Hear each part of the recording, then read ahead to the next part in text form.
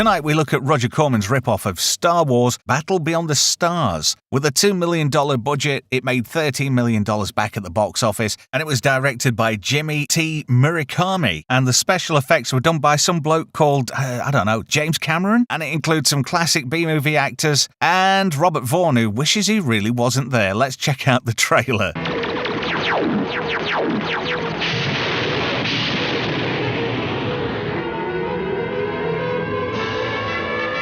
Ruthless invaders, a defenseless planet.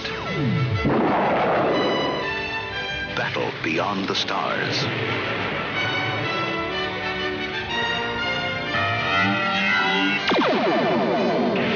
A lone youth escapes on a last-ditch mission that begins at the edge of the universe.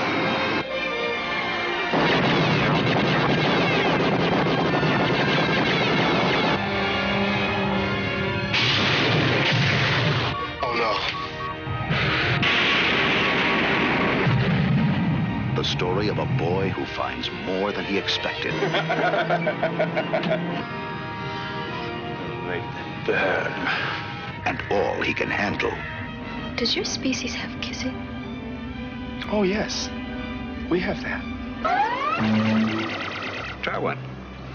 That's a hot dog. It comes from Earth. Do you like it? There's no dog in this. Mm-mm.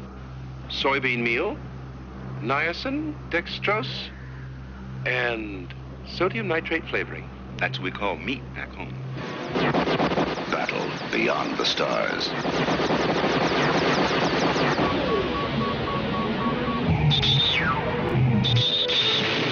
Starring Richard Thomas,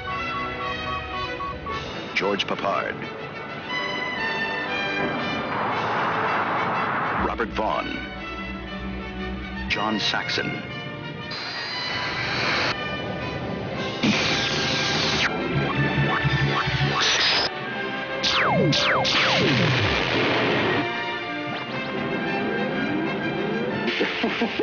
a battle beyond time, beyond space. They take fire! That ends in a desperate gamble. They'll be able to board us. It won't make any difference. Get that hatch open! No!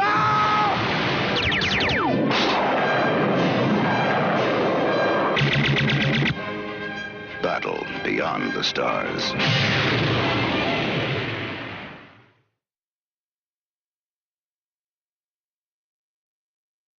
It's one of those films you either love or you hate. It's one of the best B-movies that I saw as a kid growing up. And, I'm hoping it's one that you enjoy too. And we're going to have a good discussion about it tonight. Joining me for the first time on the channel is Istophobos. Hello, sir. Thank you for joining me. Cheers, chat. Cheers, Trev. How's everybody tonight? I'm doing good. How are you doing, mate? Well, if I made 5.5 times my budget like this movie, I'd be pretty damn happy.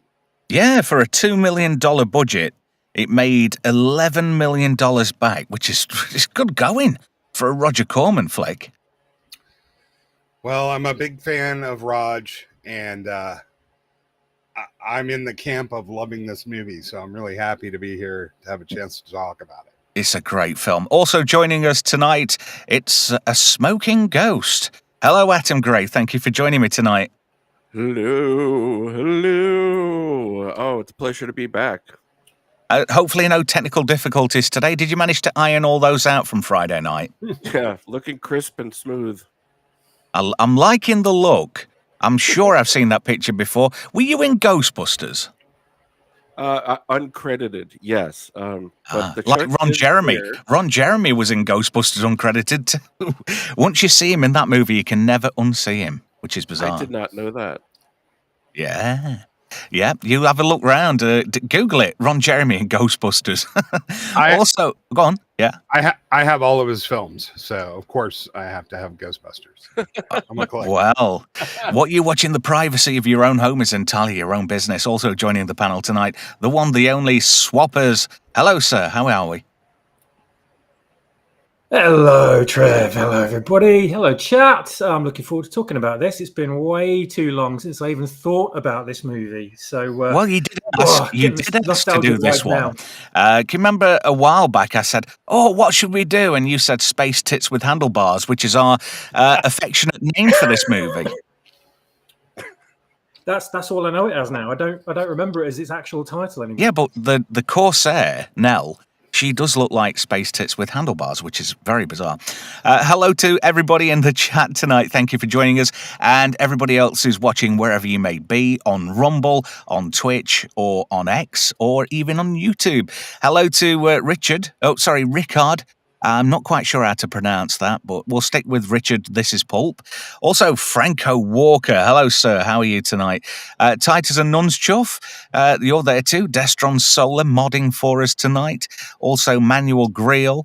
And anybody else? Oh, you're in the chat too, Istophobos. Nice to see you in there. And don't forget, you can join in tonight on the chat. Gavin Blackburn as well. Wirral of Bly. We're an even. Also, who else have we got? This is the only part of the show that trips me up because I'm trying to, catch up with everybody in the chat and start tripping over myself. Also, the rodents in there tonight. Sword in the Storm. Hopefully, Em's knocking about somewhere. If somebody knows where M is, can they just give him a quick shout? So tonight, of course, we're doing Battle Beyond the Stars, 1980. Chat, I want to know, is it a cult classic or is it just B-movie cheese? Do let me know in the chat, won't you? A few bits and bobs about this film. It was inspired by Battle Beyond the Sun from 1962, which is the Americanized edit, under Corman's lead, bizarrely enough, of the Soviet film Nebo Zovyot. I hope I pronounced that right, from 1959. It was intentionally... Its intention was to be a science fiction-themed interpolation of The Magnificent Seven, which was from 1960, itself a Western version of Seven Samurai in outer space. And bizarrely enough, Robert Vaughn played Lee in The Magnificent Seven.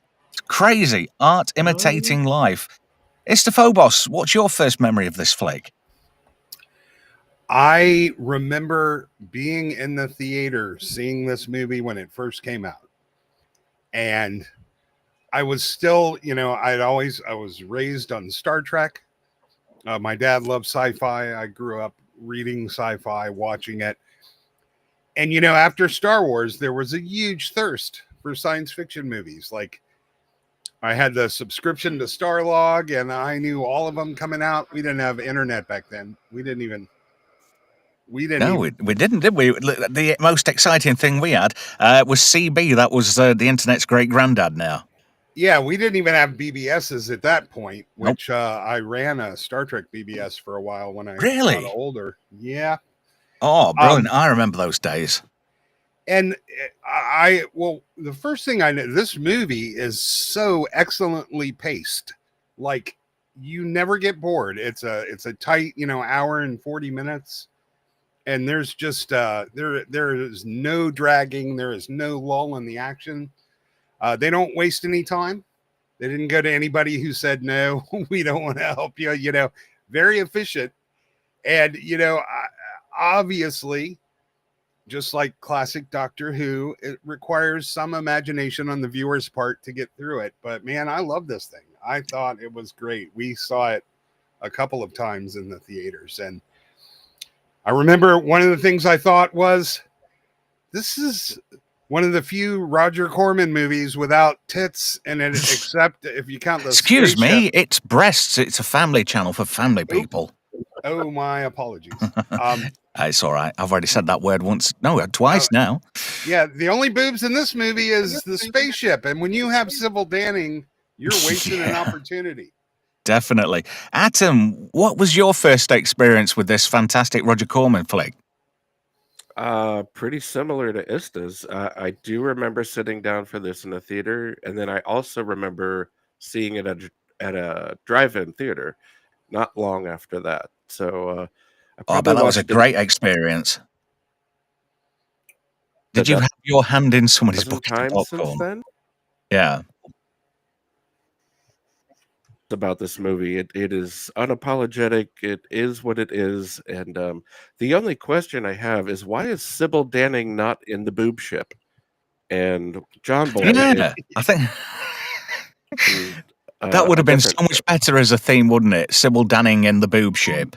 She was the boob ship. Yeah. Swappers, what was your first experience with this fantastic bit of it's just classic 80s cheese, but it's so good.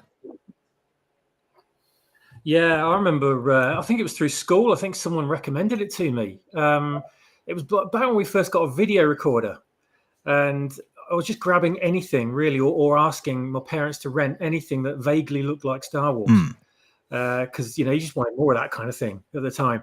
Just couldn't get enough laser blasts and spaceships, basically. And this was recommended to me, so I asked for it to be rented, and I thought, yes, this is amazing. It's going to be a whole new franchise. I can't wait to see this. Thinking, I was already in love with things like the black hole and not necessarily Star Crash, but all that kind of stuff. Yeah. Anything basically that was set in space with cheesy effects. There was such a rush for all the studios to knock off their own version of a Star Wars. Yeah. Some did it, and some just crashed and burned. I mean, Black Hole, for instance, that was Disney's outing, and they failed miserably.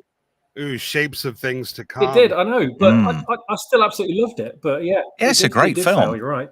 But I remember watching this and just being, I didn't really care about I just saw John Boy on screen for a start. And I didn't really care about the story or anything. I just wanted to see explosions and spaceships and amazing designs and things like that. Hannibal from the A-Team was in it, which was good. Faceman's granddad, as I called him. Some of the people, yeah. And some other people that I recognised but didn't know the names of that I'd seen from other things. and it was part of my puberty, that sort of awakening, sort of a time of my life with Sybil Danning, obviously, in her swimsuit. Definitely. But that was my first experience, but it must have been about 10 years old. Sword in the Storm says, Swappers, turn your phone off or put it on silent. Oh, it's not mine. Whoever's got a Samsung, can you put it on silent, please?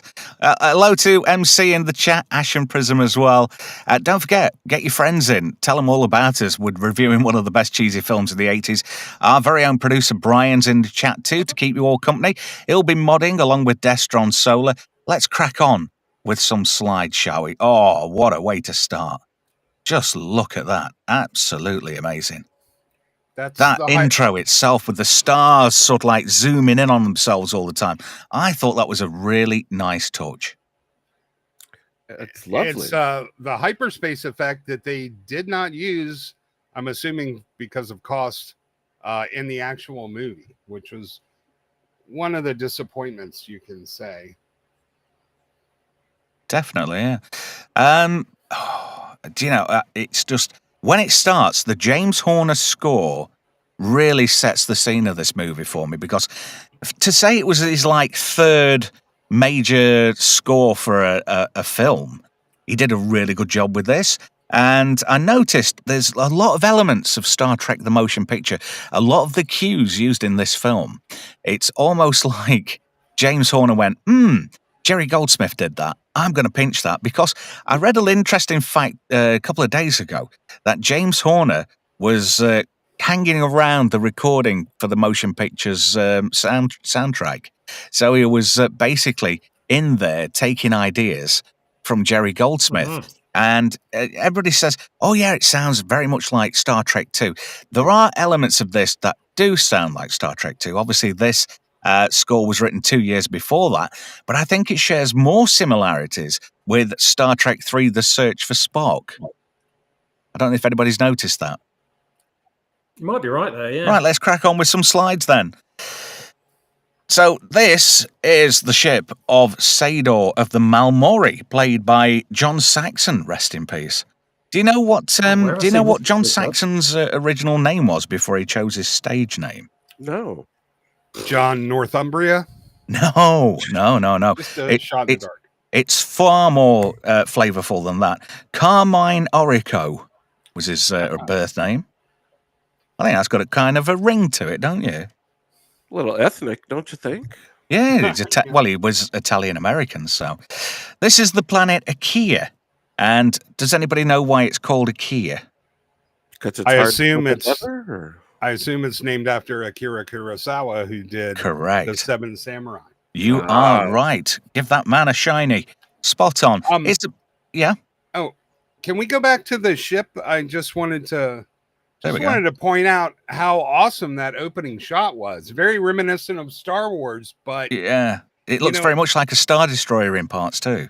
right, it's almost a combination of the Rebel blockade runner and the Star Destroyer. But that was a pretty impressive thing in 1980 to see that traveling across the screen. Mm. Like considering their budget, the models, the effects in this movie are just absolutely incredible. They have nothing to be ashamed of. If I remember right, the name of the ship's called the Hammerhead. If somebody wants to tell me otherwise in the chat, I'm open to suggestions. No, But that's what it's called. Yeah, when you see that establishing shot of it going past, you just think Star Wars, and that gap in the middle, Star Destroyer, the engines at the back, obviously the angled design.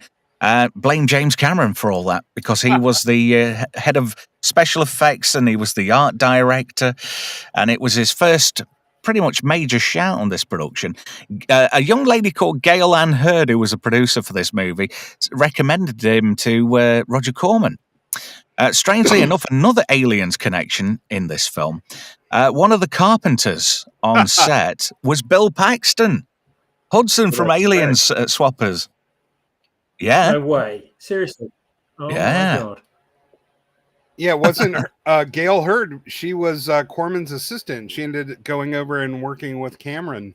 They were married for a time too, if I remember right. Yeah, after the Terminator. I thought Cameron was involved with this. I couldn't quite remember if he was or not. Yeah. But yeah, I thought there was something about that in the past. I learned about it. Yeah, It's amazing. no Galaxy of Terror, but he should be proud. Yeah, I was going to say Galaxy of Terror. Yeah, exactly. There's like cheesy bits in that movie. Oh my God, there's cheesy bits in that film. A bit like Star Crash as well. But there's a lot of similarities with this, shall we say? But not quite. I think this is a superior movie. If I remember right, Cameron started off as a lower level model builder guy and basically ended up taking over most of the special effects at some point. I can't imagine James Cameron coming in and taking over. No. Not at all. Well, he wouldn't be the first guy Roger Corman gave his shot to, but yeah, he did. He kind of started off as a nobody and quickly realized his talent for doing things like building 2-ton, 30-foot latex worms and spaceships and visual effects. I definitely think James Cameron is on the spectrum and he's got ADHD because he's got that laser-like focus. Just catching up with the chat, Gavin Blackburn says Spaceball 1. I thought that was pretty good. Somebody else in the chat, and I can't remember where it is now. Oh, come on, stupid eyes. Somebody put We Break for Nobody in the chat. Oh, where's it gone? Oh, crikey. I can't find it.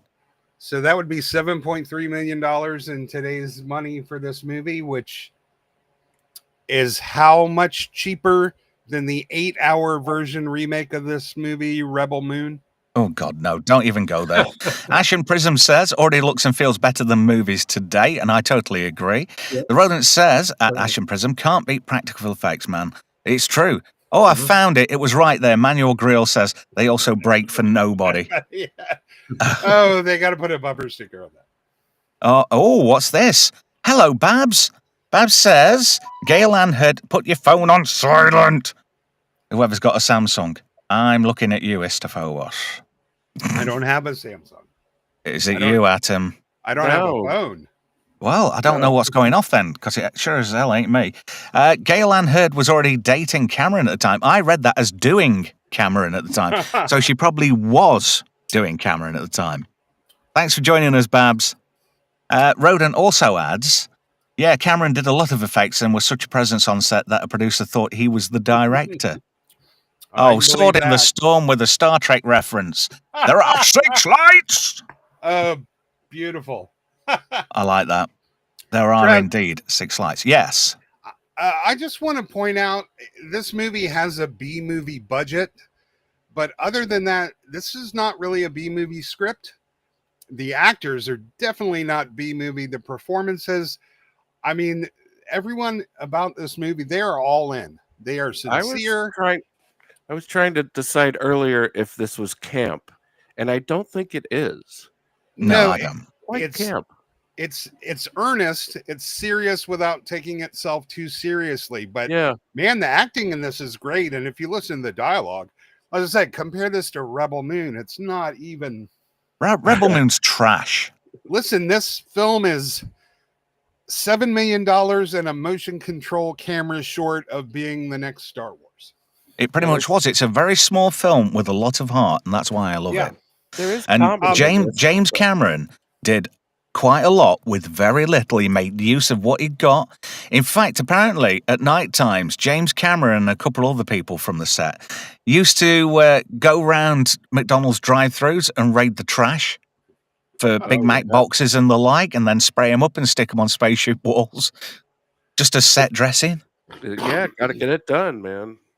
Well, like I say, make use of what you got. There's another shot of Akir from the point of view of the Hammerhead.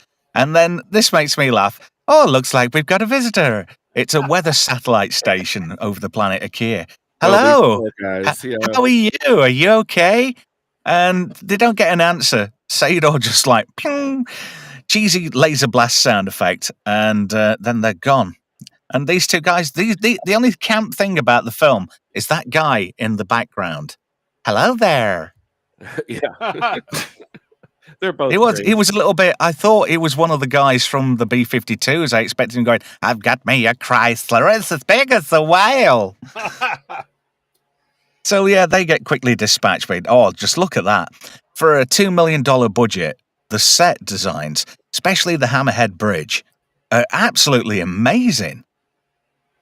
There's some areas where it's clearly like a room with boxes, but others you can really see where they put the effort and the work into, and it's every bit, I just think it's every bit as good as anything like Battlestar Galactica or The Black Hole, or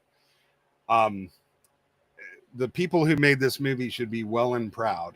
It doesn't matter the size of your budget. If you've got the right intentions and the right people, lightning can strike, and then you can punch well above your weight. In fact, the special effects are so good in this movie, they were reused about a dozen times. Oh, yeah. Did anybody notice this in use at the end of Bachelor Party? I don't It's been remember that. You know when, what's his name? Is it Chad or something? The guy who steals, what's his name? Kitty Catanian or whatever her name is. Yeah, that's Connie it. Catane. He kidnaps her, and they're on he's in a school bus, and they're all chasing him, and they end up in a multiplex. And then there's this one bit where they're watching this movie, and this guy says, "Oh wow, the special effects, the 3D is great in this film," and Tom Hanks is fighting this guy, and she went, "Nah, I've seen better." Tom Hanks ducks, and this guy punches her in the face, and she goes, "Wow!" And I think that's such a good bit. I love it. So this is the planet Akir. We see it a bit close up. It kind of looks like a Smurf village in an alien kind of way, really. Yeah, but it also looks like the Na'vi from Avatar. This is like the proto James Cameron's Utopia, one with nature planet. Yeah, I agree. This is a million times more creative than anything Disney put out in the last 10 years. Yes. Oh, what are you talking about? A Donald Trump home movie's got more production value than anything coming out of Disney since 2012. And there's some serious world building in this movie, which is another thing that separates it from just a quick and dirty cash grab B movie. Like, they really put some thought into the world building. And to say this film was filmed entirely in a lumberyard, this is pretty good. I don't know if anybody knew that. Roger Corman owned a lumber mill in Venice Beach, California. Oh, I thought that was the name of his lot. It's an actual lumber mill? Yeah. I just thought they called his studio lot the lumber mill. No, it was an actual lumber mill. You learn something new every day. Oh, absolutely. Roger Corman proving you make use of what you've got. So we're cracking along.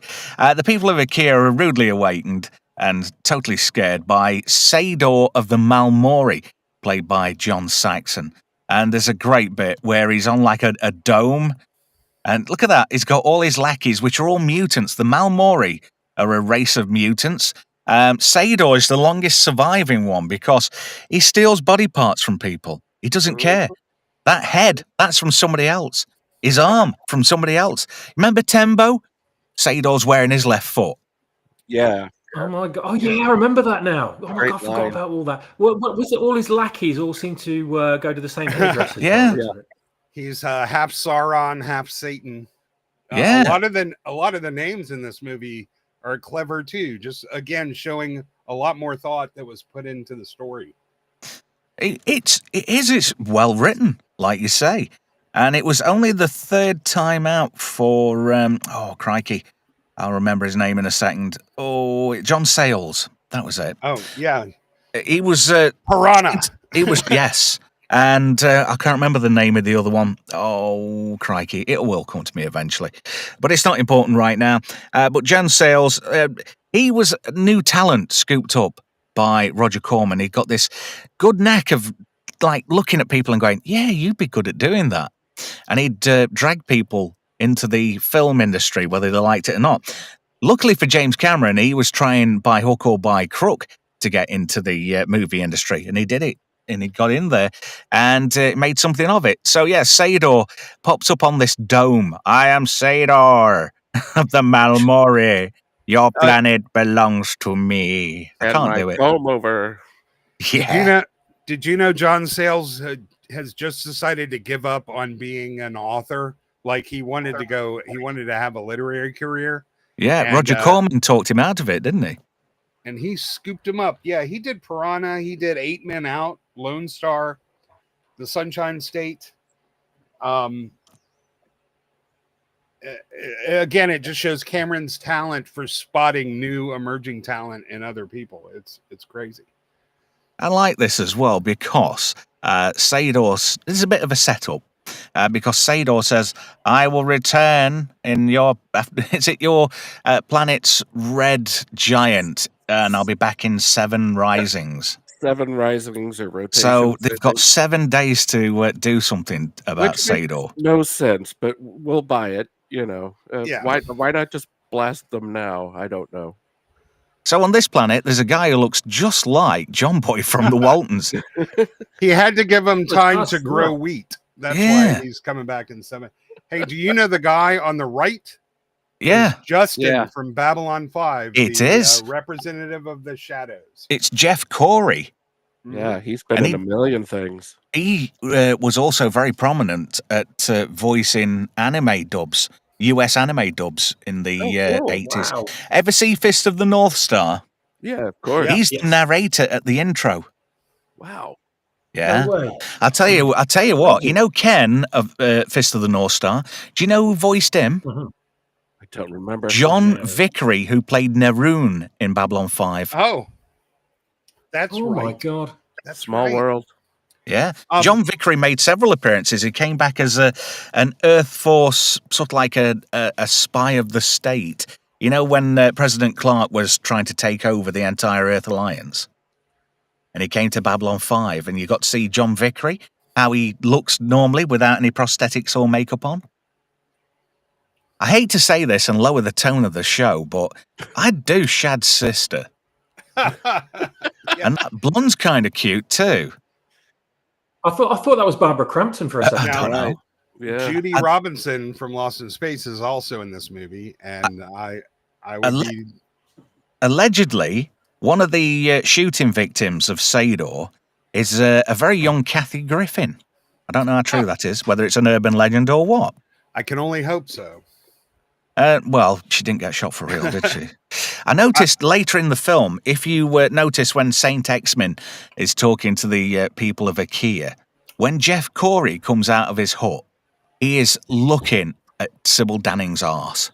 Big star. And to say he's a blind man, I don't think he's very blind. So anyway, Sador starts taking pot shots. What's he say? Something like snipers forward. And they all start racing around and start shooting people. And look at this guy here. The look on his face. The woman behind him, who you can only just see a bit of her mouth, she looks like she's laughing. Yeah, she does. And I never noticed that kid. And that old guy who's let the laser beams going through his head, He's looking in profile, and he just looks like he's just chatting shit to some random guy. Is that Gino Vanelli with the flower pot there? I don't know. I don't know, but you don't moan when these extras are doing it for free. So it's people, hard. Go on, carry on. No, it's hard because we haven't seen the original Star Wars in a while. But that opening shot when the ship is coming over the crowd, those matte lines are every bit as clean as the original Star Wars. I mean, that wasn't an easy shot to make, and it was very impressive. And then they have John Saxon's head lording over them. I mean, it really set the tone for the rest of this movie. Hello, it's a Mel. good shot. Definitely. And it is a lot of people in the chat saying it's a serious film. It is. Yeah. It has to take itself seriously because for all its faults, you've got to give it credit. Yeah, and I never noticed how many kids were in these shots too. Because that little kid there, he looks like he's crapping his pants. There's all these pyrotechnics going off. And he's just like after that box lunch that they all got. That might be real crap. Yeah. You know, some of the crowd scenes could have used maybe a military or a tactical advisor. And I suspect when there are effects added in post going around, people weren't as used to, oh, the laser is going to be right here. So make sure to, but in general, I mean, the acting in this show is quite good. And all the characters are different. They have different personalities, backstories, and it is serious. And serious things happen to people. I mean, kids get killed in this. It's not like it's as good or fun as Flash Gordon, but it's not Flash Gordon. It's better than Flesh Gordon, that's for sure. We might have words about that. Oh dear. Oh, Babs says she'd be terrified of John Saxon. Yeah. I was. I love Free Jack. Hey, get the meat. I love that bit with Mick Jagger when he goes, Emilio Estevez as, Alex Furlong. He says to Mick Jagger, how am I doing? And Mick Jagger goes, not bad. In my headcanon, Sador went to Earth and grabbed John Saxon right after Enter the Dragon. And definitely. He's buried. He's interned quite close to where Bruce Lee is these days. Oh, interesting. Oh, Rodent says this reminds me of Free Jack with the body stealing thing. Yeah. It was a complete memory wipe, wasn't it? They used to snatch him out of time and then do a lobotomy. But, you know, Emilio Estevez, he's not going to get zapped, is he? Well, anyway, I'm getting off the track, but Shad's looking a bit pissed here, and he has very good reason because even though he's at this stage, he's a bit of a chicken shit because he's got no experience. He's just a kid. But he's going to show a lot of heart, and he's going to do everything he can, despite his limited experience, to protect his family and his planet. So, you know, good on him. So anyway, all the big wigs of Akira all sat down. That guy on the right in the red sweater thing, he's a total pussy. And so is that guy next to Jeff Corey's Zed. But the women, they've got more balls than the other two guys. I was going to say this is... Oh, sorry, Adam. I was just gonna do a throwaway. I think that guy on the right is Sheev's wimpier cousin. Yeah, I was Jizz Palpatine. This is an OG girl boss movie done right. Like a little bit, yeah. There are men, but they don't denigrate the men. There are strong, powerful women and strong, powerful men, and they're working together. Here's a good point. They all say, "Oh, now there's no films with strong female characters." That's total horseshit. Because there's been loads of great movies, like the Alien franchise, for example, woman-led. This show, I mean, it's 6 of one, half dozen the other, but the girls stick up for themselves, and they've got more balls than some of the guys. So anyway, this is the Corsair named Nell, and she is HMS. What's the name, Swappers? Oh, God, I can't remember, mate. Honestly, Space can't remember. tits with handlebars, you doof. Well, I know that. I'm just thinking how much it needs a bra. It's even got nipples. Are they photon torpedo launchers? She doesn't need the support of a bra. She's got plenty of internal structure. Yeah, it's got plenty of structural integrity. I always say Lactation projectile. this is a pregnant Enterprise flying backwards. Yeah. Oh dear. Yeah. Still a nice looking ship. I mean, there's more to it than you think. And how many times have those lighty things been used on different films? Knight Rider, they were in the semi on Knight Rider. Also Buck Rogers as well. You name any series in the late 70s. Prop House Rental. Same central control room in Alien. This is exactly why Stanley Kubrick had all the 2001 props destroyed after the movie, because he didn't want anybody else using them in any other movies. I can't fault him. I can't fault him. And another thing as well, you know, in the regular One Lab in Star Trek II, The Wrath of Khan, you know the spinny laser tube things? That has appeared in Star Trek 3 or 4 different times. It was in Star Trek V, the one we don't talk about. Also, loads of episodes of Next Gen. It was even used in Airplane 2. You know the scene with Shatner on the moon base, and he goes, "Hey, what does this do?" We don't know, sir. It just does flashy lights. Well, it was used in Star Trek: The Motion Picture. They just turned it upside down for Star Trek II. It was the Starbase in the original. Oh yeah, the regular TMP. one station. Quite, yeah. Harv Bennett, when he interviewed for the job as not director, as producer of the rest of the Star Trek movies, Paramount says, "Can you make a film for less than this?" And they gave him the budget that Robert Wise had. And he said, "Hell, for that money, I'll make you 2 films." Good old Harv Bennett. You can't fault him. So this is Nell when she gets switched on. And I think Nell's got quite a bit of a biffy voice, to be fair. She's funny. Yeah. A bit of an attitude, yeah. And that's Lynn Carlin who's doing the voiceover. And I want to point out, if you don't have to go back, but when they were sitting at the table, the blonde on the end on the right, that's been that is Marta Kristen, who played Judy Robinson in Lost in Space, my girlfriend for the last 40 years. You're right, because Cowboy was chatting her up, wasn't he? He was trying to make a move on her. Now you've said that, I can see it now. And now I've seen it, I can't unsee it. When Lost in Space came out, man, I was so in love with that woman. It was that was it was on Sunday afternoons on Channel 4 when we finally got a 4th TV channel here in the UK. But it wasn't really that big. It didn't have a big fan base over here. No, it was a case of if you know, you know. It was one of those kind of series.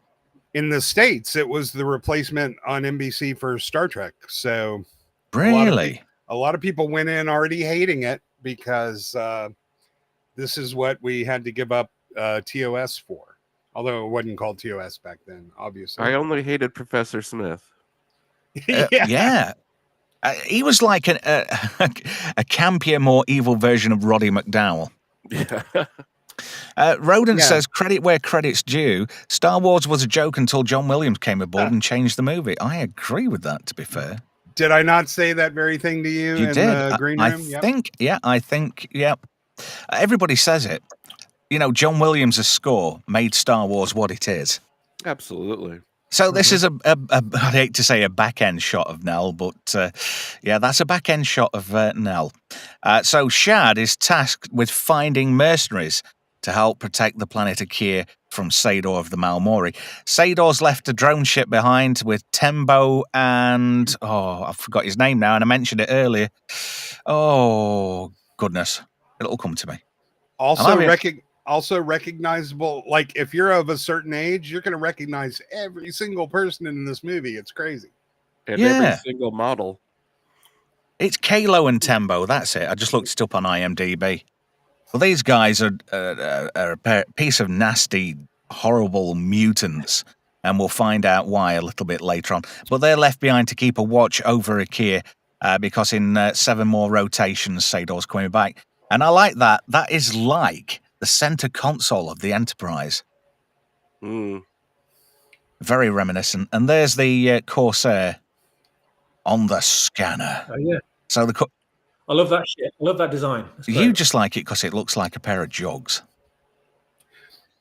Well, I mean, little jugs on this one, but one of the things I love about this movie is every ship has a different personality and somewhat reflecting of its owner. Again, the thought, love, and care that went into the making of this film. They're not just throwing greebles on a model and putting it out there. They may not have had Ralph McQuarrie and Joe Johnston, but they did put a lot of thought into their ship design.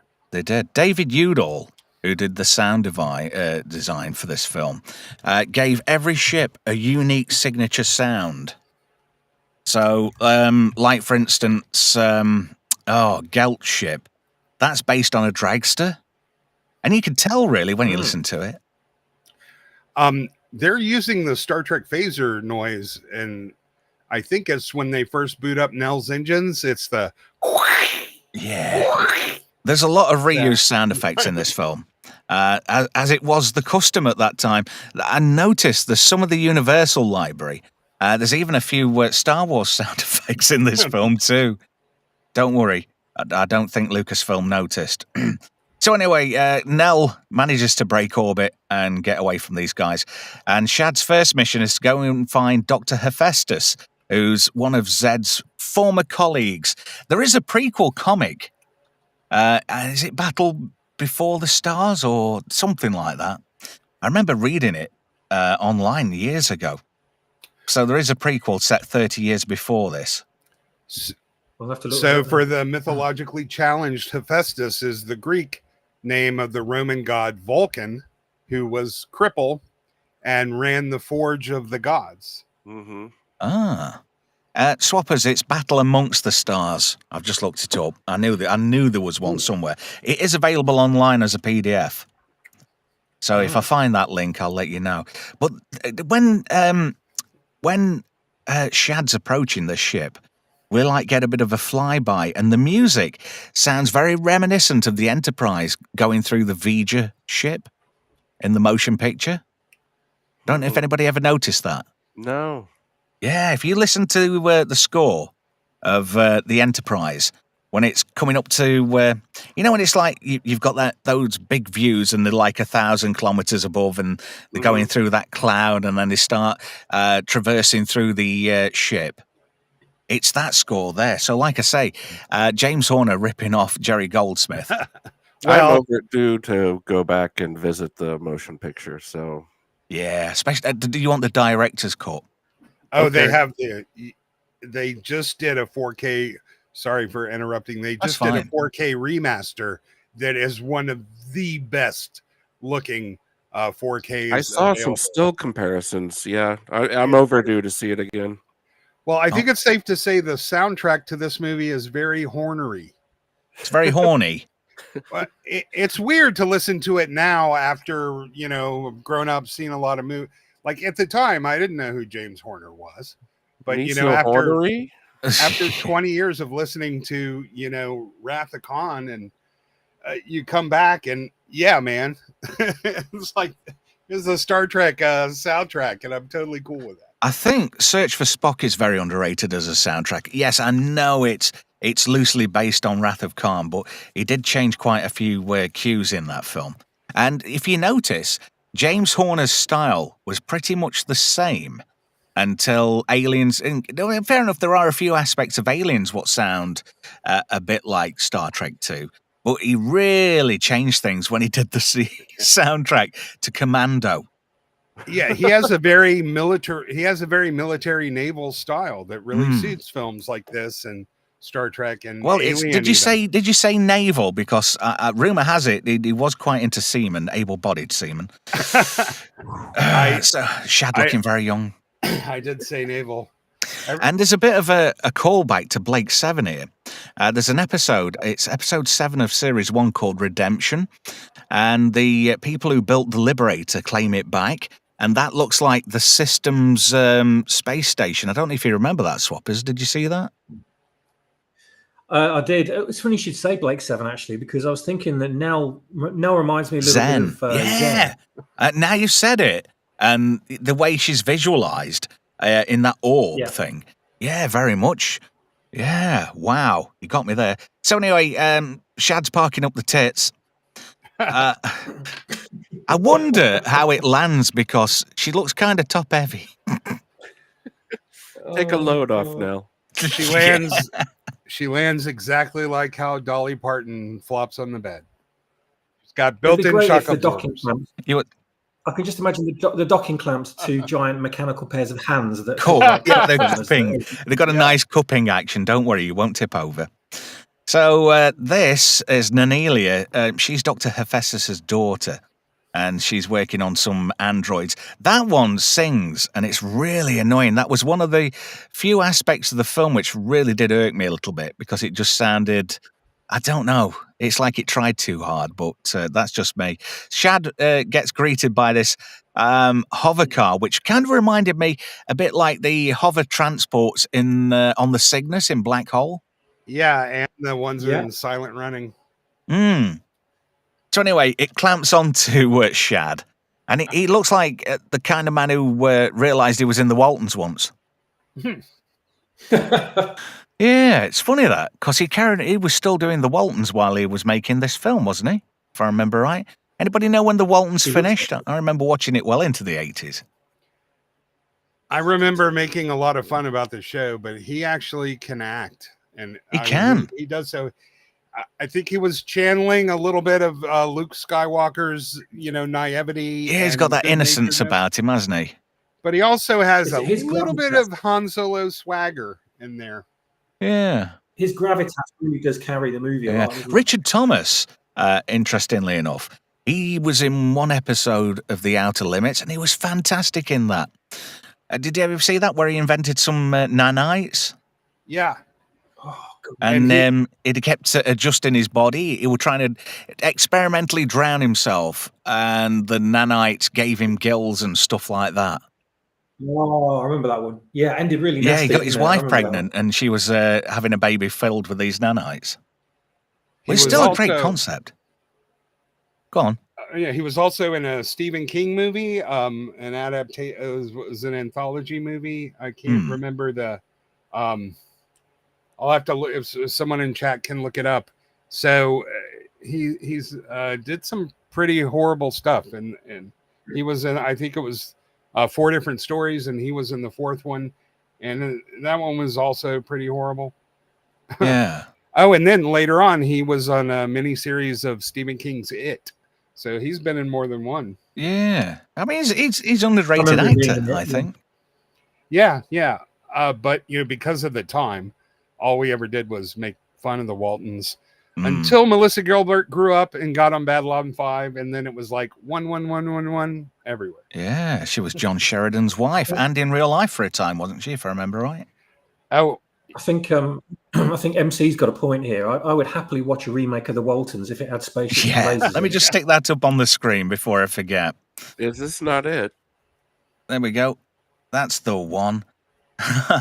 No spaceships or lasers. You got to enjoy it.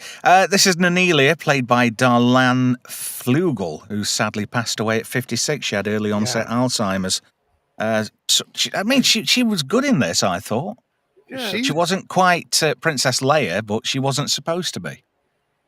She had a respectable career. She was Billy Crystal's girlfriend in Running Scared, which was a very true.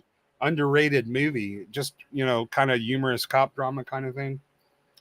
Yeah, so this is Dr. Hephaestus, who's pretty much like a Borg at this stage. His head is like a jar in a jar, like from Futurama, and his body's all inorganic.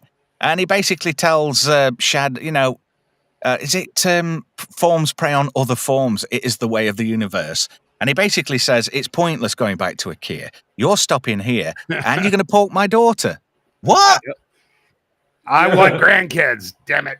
Yeah, he wants the sound of tiny pattering feet. Do space stations have lawns? Because he said, get off my lawn. Pretty much. Oh my God. Brian's comment. Oh my God. But looking at Nanelia, I mean, yeah, she's more than doable in a scientific. Let's repopulate the station kind of way. Yeah, for the good of Well, man. yes. I fell in love with her back then. Well, Yeah. it's refreshing to see later in the movie where they're not shy about that stuff. People are kissing, they're talking in this sterile, sexless climate we have now. It was just nice to see, 2 people kissing. naturally, and it's quite organic as opposed to many TV shows and films these days, I think the line is forcing inorganic ways of kissing and cuddling, if yeah, you the know what I line mean. is do they have kissing where you're from or something like that? Yeah. Yeah. But so on the space station, they explore a number of sort of advanced scientific concepts. We have robotics, robotic beings. You've got a man and a half machine, maybe even more. Again, he's talking about that species prey upon other species, with the Akira saying, we don't prey on other species. And so you already get a really good contrast in the world building and a well-developed sort of science fiction-y theme for every location you go to. Again, just pointing out this movie is not a joke. So anyway, this Saunders, this android, disturbs this laser field so Shad can escape. So Nanili is going to help him get out of Dr. Hephaestus' station. And he says, "Oh, come with me, come with me." She's like, "Ugh." And then 30 seconds later, "Yeah, I'll come with you," but he's gone by then. So she goes in her own little spaceship. She's got her own little cruiser. I mean, just look at the set design here. Yeah. I love that. And it's done on such a low budget, but it looks convincing. Right. I think she's got an Austin Allegro car seat though. And what does she do before she leaves? She grabs the analyzer so they can use it to predict and analyze tactics in the space. Like, she's no shrinking Daisy or whatever they call her. This is a strong woman with agency in a good way. So yeah, she's taking charge. Right, and they show them using that analyzer, near the end in the battle. So, true. I had a bit of a dyslexic moment. I thought it said analyzer. Well, maybe obviously I've been going to the wrong kind of websites. No, just the wrong time code, because they get into that too later on. So there's Nanilia's little space pod thing flying next to Nell, and you can get really abreast of the situation here. Oh no, you've been sitting on that one, haven't you? I know. And there's the hammerhead. Oh, look at that! That just screams Star Destroyer. That screams lawsuit. Oh, speaking of lawsuit, did Mr. Brown say you could use his catchphrase? I don't know who you're talking about. Look at that. We don't mention other shows, especially that one on this channel. Thank you. It's all right. You didn't know. Moving on. So anyway, I love this bit. Umatil, is it? The people of Umatil are a proud race. What's this? That's our emissary. And they vaporized him and sent him back. Yes, ashes. Oh, that is just so good. So anyway, meanwhile, in another part of space, look at that. You couldn't get away with that flag anymore. Isn't that the Confederate flag? Yes. I don't understand why that's frowned upon. It is just a flag. It is, you're right. It's just to determine the South. That's what it was. It's complicated if you live here in the States. And it also doesn't make a whole lot of sense that a cowboy would have the Confederate flag, because the cowboy is as far west of the you'd been out west, not in the South. But isn't that sort of like for want of a word, a part of American subculture? It's a part of the South, or well, it depends on how you want to look at it. I mean, from a certain point of view, they actually were traitors to the Republic, so it's complicated. Well, Civil War and all that. Well, we don't know what's happened in the future, do we? So maybe they took this flag. I give George Papard a pass for pretty much anything. So it's also sort of a symbol. It became in the early biker culture a symbol of rebellion again, because rebels. So bikers like to stick it to the man. So a sign of rebellion. So this is the cowboy ship. And he's getting attacked by basically raiders, space pirates. I love the way that the enemy's laser bolts are like hit the ship, but then get deflected. Yeah, it does say he's got laser screens up, so he's deflecting them, and they're trying to wear down his shields. But I just love how George Papard's character, Cowboy, he's just having a drink and he's having a smoke, and he doesn't give a chuff. It's just like, this is Space Cowboy from Earth. Help. And he says it just Yeah. so nonchalantly. He's very sure- zen about everything. I'm sure you know- noticed the ratio of scotch to soda every time he makes a drink. Yeah, Yeah. but he didn't actually drink on set because he was a recovering alcoholic and he was a spokesperson for AA. He'd beaten his alcoholism in 1978. Oh, good for Oh, him. wow. Yeah. So it was iced tea in the dispenser. Yeah, So that's a nice. passable use, I guess, because it kind of does look like scotch from a distance. Oh, Think yeah. about it. Yeah. We do that on set all the time. You don't want to give your actors too much real booze. Yeah. Yeah. And that belt was just like who didn't want when they were young a belt that just dispenses Hot you dogs know. and booze. yeah Scotch. Yeah. yeah So this is Nell in full action firing away. That just looks weird, but it's kind of Iconic. cool. It's cool. in motion it really was kind of cool. Like the stills don't do it justice. Again, the effects for the budget and the time were very impressive. Yeah. So Shad's quickly dispatching these little space pirate things. Do you know, I hate it when Restream does that. I want to get rid of it. So anyway, Nanelia's gone off to find stuff, and One. oh, hang on a minute. Have I titted up here? I might have titted up. Just bear with me 1 second. There's lots of titting. Yeah, around going on that seems this to stream be tonight. the core theme of tonight's show. He So there we breasted go. himself. This is There the you go. right set. So Space Cowboy docks with Shad. And it starts having a chat with him, and he's basically, "Oh, have you ever seen a Western?" And Shad's like, "What? Oh, I'll show you some movies," and this, that, and the other. But George Peppard, he said between the ages of 45 and 55, he lost 10 years. He just didn't know what he was doing or what he was in. And this was basically on the other side of that. And this was where it was in Dynasty or Dynasty, if you're in America. We called it Dynasty over here, but he was in that around 1980. And he did this film too. Interestingly enough, big chunk of the $2 million budget went on George Peppard's fee and also Robert Vaughan's. Yeah, So they that's where- were the big names. Yeah. Not surprised. So, yeah, go on. I was saying this scene is really important for the character and world building because this is the first time that Shad, the very first ship they blow up, the computer took control because he had never taken a life. And they said they have some mantra like inorganic life cannot harm organic life or something like that. Yeah. And she replies back, "It's okay to take a life to save a life." So again, serious character work and world building and combat all at the same time. A very efficient use. Yeah, he's just a space virgin in more ways than one. A little bit of a pussy. He's got to grow some nuts. Sador has a device called the Stellar Converter, which can convert planets into suns. And interestingly enough, I had a chat with a friend of mine who's a physicist, and I said, "Can a planet be turned, like an Earth-size M-class planet, be turned into a sun?" And he said, if you could turn a planet mass into a sun, it would be like the size of an M&M. That's how big it would be. So when all this planet's like glowing and becoming a sun, it's total tosh, but it's storytelling and it's just good fun. So that's a Stellar Converter firing away. And it comes out of a little door at the front of the Hammerhead.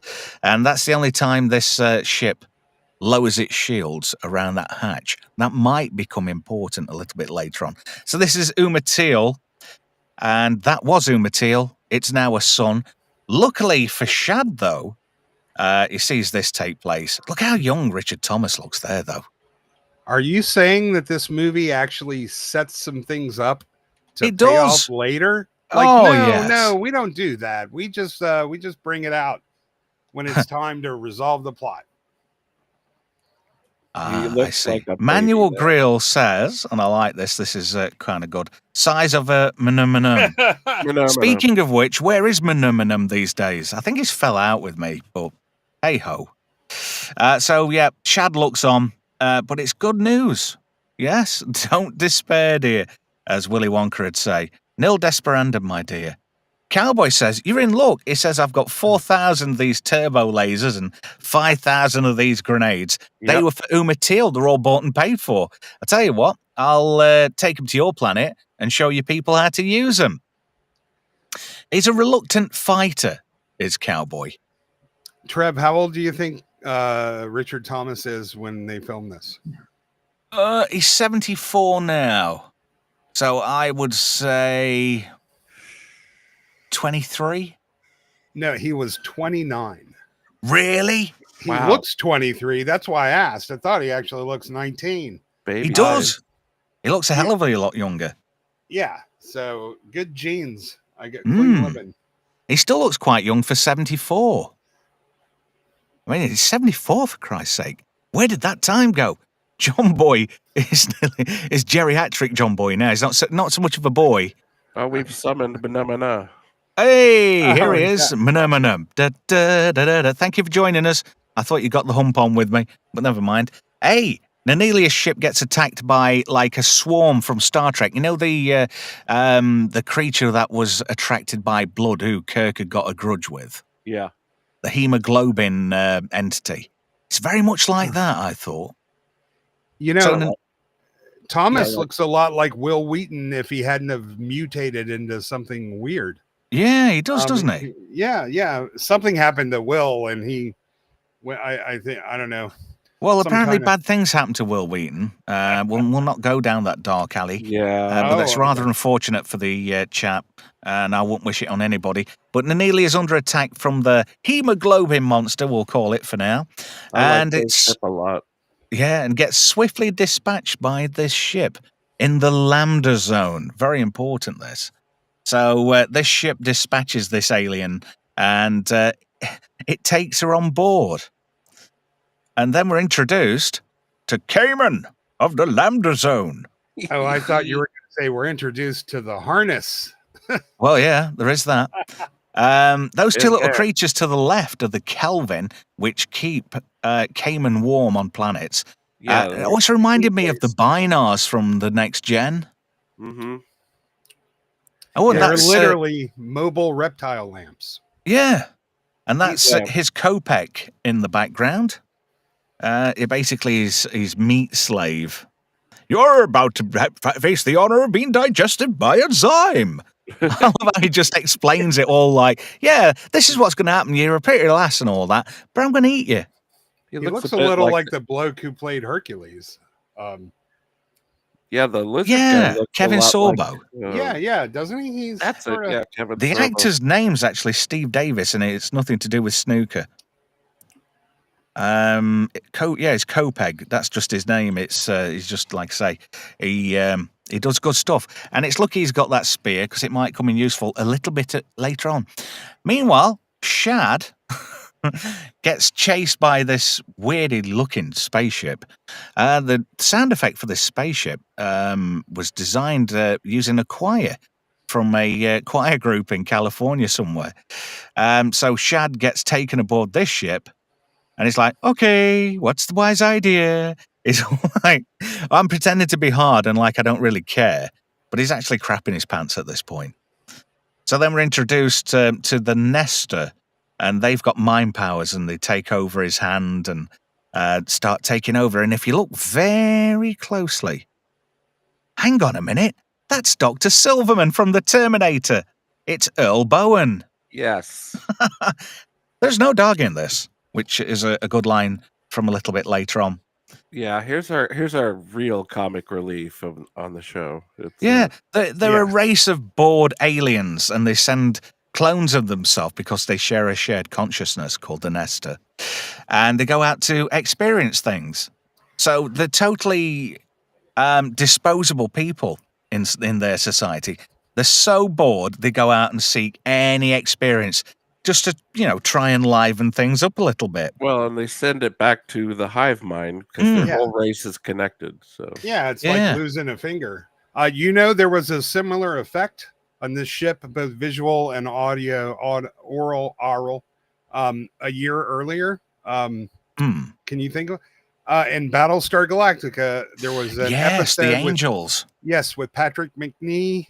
Oh, Count Ibley. Yes, and that was the heavenly ship that rescues them at the end.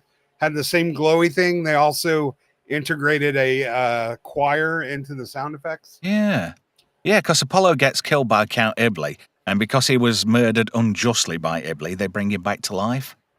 I can't believe you pulled that name right out of your ass. I'm so impressed. Oh, yeah, I'm full of useless sci-fi and pop Trev's got culture lots of facts. stuff up I there. knew it was the guy from the Avengers, and I knew his Yeah, real Patrick name. McNee. He was Ibley, good. man. He also did the opening voiceover for Series 1, didn't he? Yep. Life out here began out there. I can't do a This- Patrick McNee. Yeah, But this is this is Kalo, and he's a piece of garbage. Yeah. And the board, and there's a wedding taking place on Ikea. And he's going, look, Kalo, women, like he's never seen a woman before. And they jump down in that ship and beam this poor girl up. And you know it's bad news for that girl. She gets grape jellied.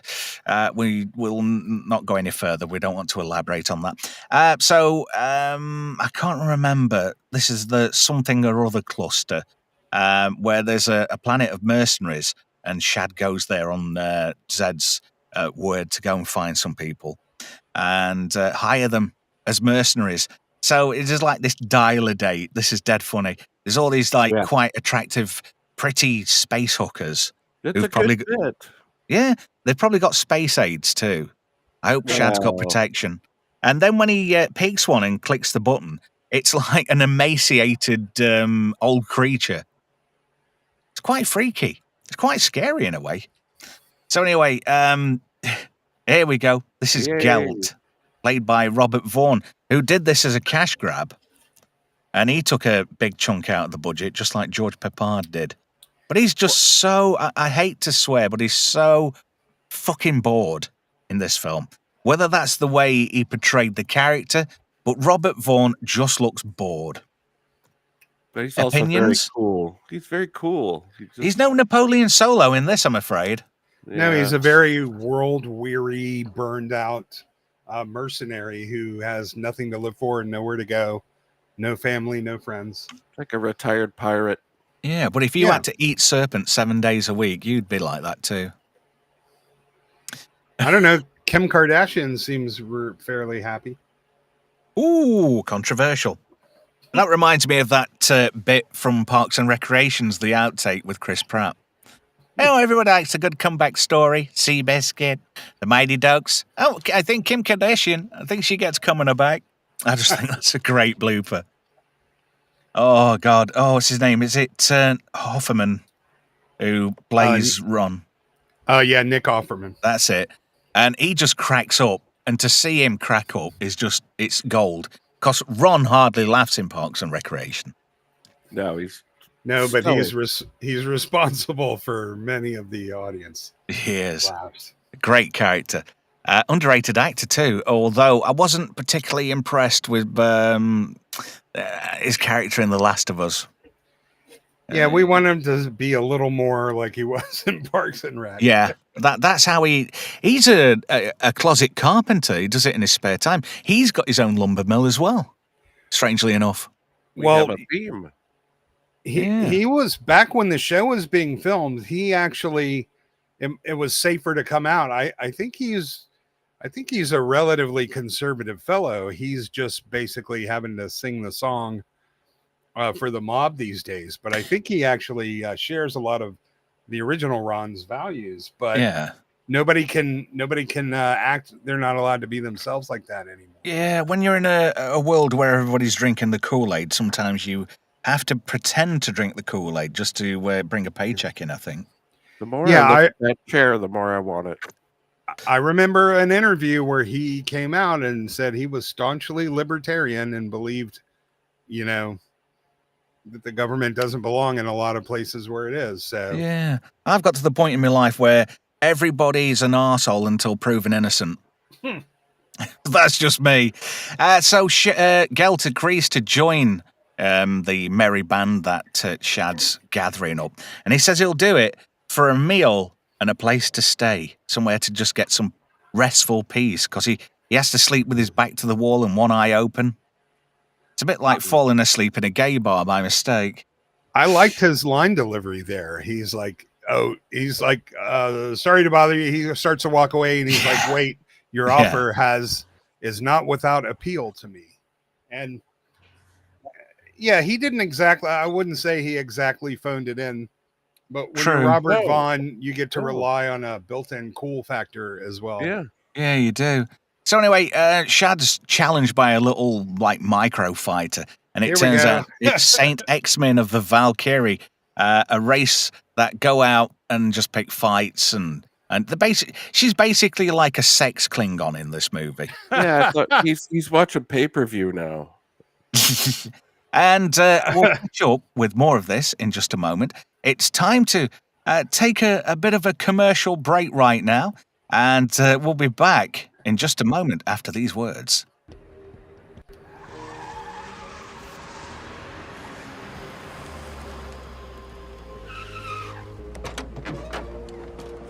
B-Sides has movies so good,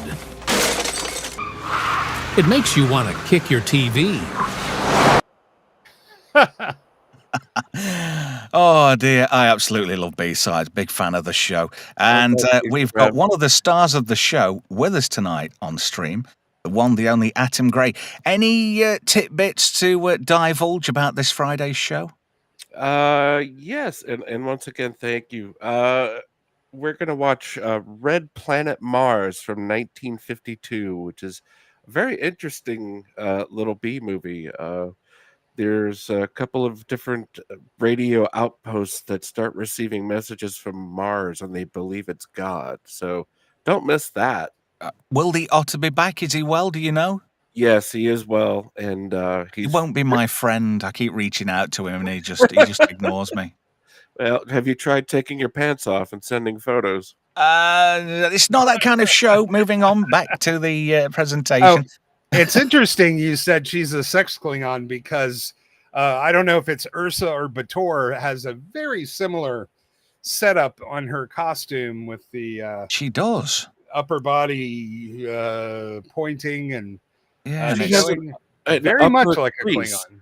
Yeah, she has a crease at the top on her chest, which is something I had never seen before. Correct. It is. It's Lursa. Bator's not quite as well furnished above the navel, but we'll move swiftly on, because we're going down a dark path of perversion, and Dr. Charles Henry Moffat said, there's nothing wrong with a little perversion as long as you don't hurt yourself. And we'll move on. Nanelia is quite happy with herself. She says, this is Cayman of the Lambda Zone, and that's his ship. And we get a good look at him on the monitor, and Shad's like, well, thank you for... What the f*** are you?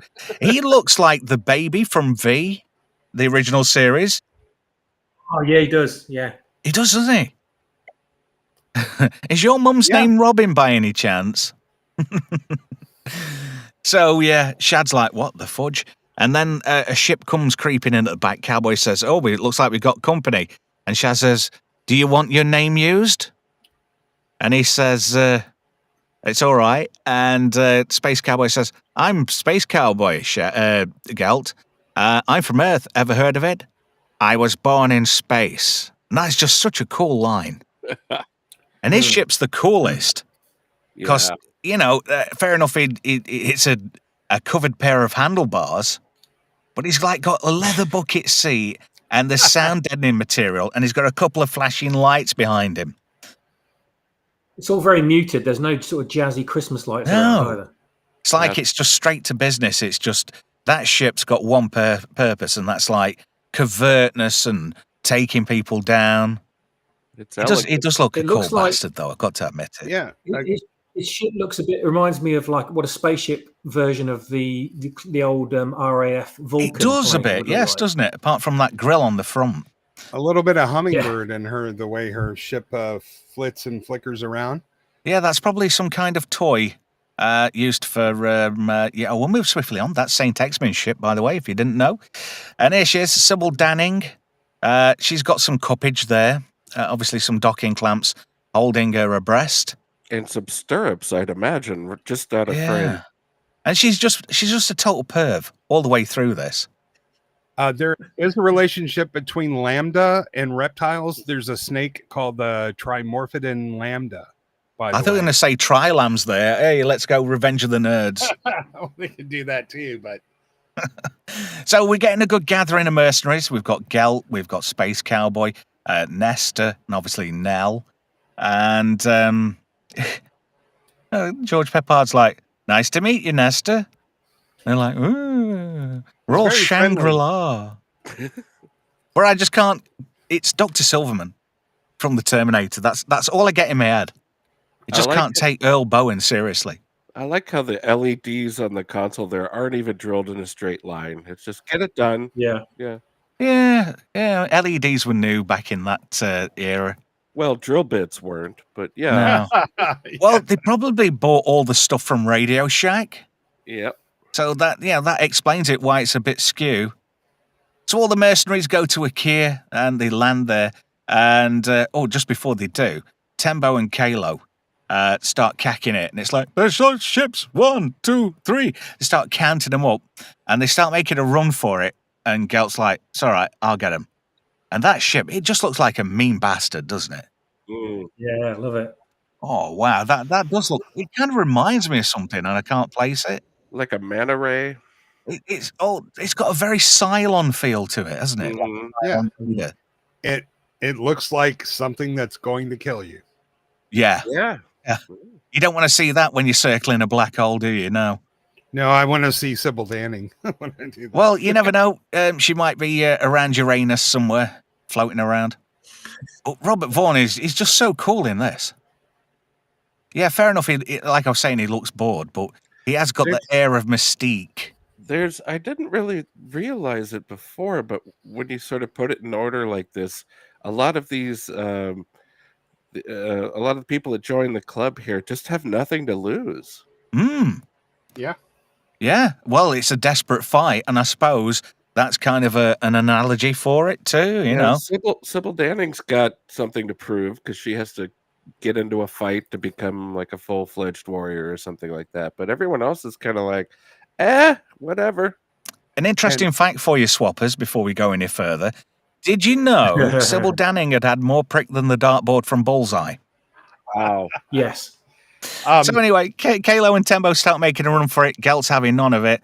He's still coming, Tembo! And they're both crapping it. What are we going to do? And obviously, the girl who got kidnapped from earlier, poor girl, she takes her bit of revenge and puts them off from defending themselves. And one thing leads to another. Gelt fires his lucky shot, takes aim, bang, there you go. Bad guys, they're toast. Adios, muchachos. Talking about a thermonuclear explosion and adios, muchachos. Yeah, and she was kidnapped from her wedding. That was she was the priest. Oh, it wasn't the No, she was doing the ceremony. I feel a little better now that it wasn't the bride. No, it wasn't.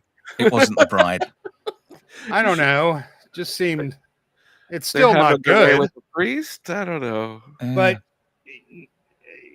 this is not a silly film.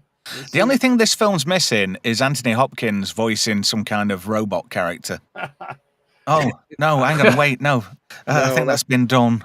That's something else. Yeah, it will not go there. I like the black hole, but this movie is better. Oh, I really love this shot. It's beautiful. Yeah. This is so much better than the black hole to me. I have a rough time with the black hole. I know a lot of people like it, but do you know that it has one of the most emotional scenes of any Disney film I've ever seen? You know when old Bob dies? That is just so touching. Yeah, Slim Pickens. And an amazing John Barry soundtrack. Both backups are failing. My useful days are over, Vincent. Carry on the tradition. We are the best. Go on without me. That was pretty good. That was good that was a good accent for, Well, I don't pretend to do accents. I'm not very good at doing non-European accents, shall we say. So we get a good look. Go on. the little on the slide before, little Close Encounters esque sort Yeah. of image Oh, yeah. there. Turn it upside down, put some spires on it. Mm-hmm. There you go. You've got the mothership from the end of Close Encounters.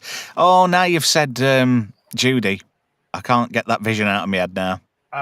Once you've seen it, you can't unsee it. And they use the lightsaber effect on the Kelvin. They use that highly reflective material and shone bright lights on it, so it would reflect. 3M material, yeah, that had recently been invented, but it's like 99% reflectivity. Yeah. And you know the guy who plays Kopek there on the left? Doesn't he look like a buff version of Gil Gerard? Yeah, he's kind of half. God, why can't I remember her? Half Kevin Sorbo, half Buck Rogers. Yeah.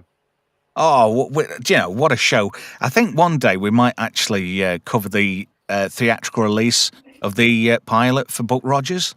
Oh, cool! Diddly down, diddly down, diddly down, diddly down. Do you know? I actually found out what that's called. It's by Stu Phillips, and it's called Something Kind of Funky. It is, yeah. Yeah. You know, do you know rock? Down, down, down, down, down. No. Just let yourself go. Diddly down, diddly down. It's just great. I love that. And they're all looking disgusted at him. And Princess Ardala, oh my goodness, I'm not even going to go there. Pamela Hensley in a sheepskin bra and thong. With a horny helmet. I'm a Wilma Daring man all the way. Sorry. Well, if you're going to have a space three-way, you've got to have a good booking, haven't you? I ain't kicking her out of bed or anything, but boy, man, Wilma.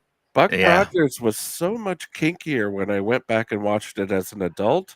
It was. Any of that as a kid. It is super kinky. Oh, there's some great actresses in there. The woman from Fall Guy. I can't remember her name. Heather Thomas. No. The one who was like Colt Seavers's boss. She was like the bondswoman. Oh, yeah. Oh, God. Terry somebody? Oh, it'll come to me. But Sybil Danning in this shot looks really tasty. I didn't realise she was actually Austrian. Is she? Yeah. Is it Joanne Flug? Big Jack? No. It might be. It's the episode where is it the plot to destroy a city? Oh, I thought you were talking about the Fall Guy. Back to yeah. Anyway, moving swiftly on because I'm digressing. Darlan. Oh, Nanelia. She's discussing the plan about setting up analyzers, and they're coming up with some kind of plan, and they've got this magic xylophone. When they hit certain frequencies, they make trenches and foxholes, and this crystal thing starts like reconstructing the planet, like terraforming it, but for war. And Sybil Danning has a chat with Anelia about screwing, basically. And then she comes out with some right crap. Oh, I'll charge his capacitors. I'll tingle his transistoroids, and I'll finger his bumhole while he's not looking. And what? What are you talking about? But she looks like she looks different in every shot in this film, does Sybil Danning? Yes, she does. Because like 1 minute she looks quite like young and attractive, then she looks like a cougar, and then she looks like somebody who got arrested for raiding the sperm bank. That kind of thing. So anyway, Sador's got a poorly arm, and he says we can't get hold of Tembo and Kalo, and Sador's like, they probably flew into an asteroid because they're a pair of dumbasses. But that's just not the case. So we get another shot of beauty. Look at that. That is breasts. I'm sorry. It's the breast shot. There's no other way to describe it. Either they're RCS thrusters or they're photon torpedo launchers. I'm not quite sure. Yeah, it was Marky Post, I think, is the one. That's it. That's the person I was thinking of. Yeah. Hello. Does your species have kissing? Yeah, we've also got herpes as well. What? I think that's your torque bar. Yeah. What a way to kill a hard-on. I think that was by design. So anyway, you don't need a campfire when you've got a couple of Kelvin. Cowboy's playing away on his harmonica. And, Look at that guy there. He's like Bob Ross's son. Yeah, The there's bottom left. John Oates on the bottom there. Yeah, John Oates. So yeah, I never thought about that. Yeah, And it looks like he's talking to Stuart Copeland from the back. How do you know what Stuart Copeland looks like from the back, Trev? Well, he's a drummer. Sometimes you get to see like from the drummer's perspective. Uh-huh. Can I just say this is a great lineup for the Eurovision Song Contest Yeah. 1980, isn't it? It's no mean feat to light a scene like this.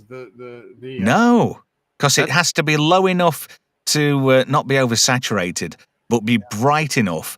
I reckon those guys sat there in front of the camera.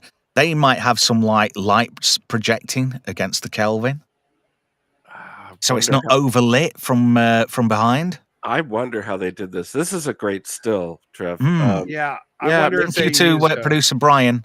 Not Brian did the slides for tonight's show, so thank you, Brian. Really? Well, cheers, Brian. This looks Thanks, great. Brian. Also, this show has an executive producer for the first time. And not to crow on about it, but I was quite stoked last week. The show received its first generous contribution from a viewer. So thank you to Paul Dickinson, who gets executive producer credit this week. Fantastic. Congrats. And I will put a Ko-Fi link on a little bit later on. In this shot, Trev, the woman right dead centre who looks a bit like Susie She does a little bit, like a young version of.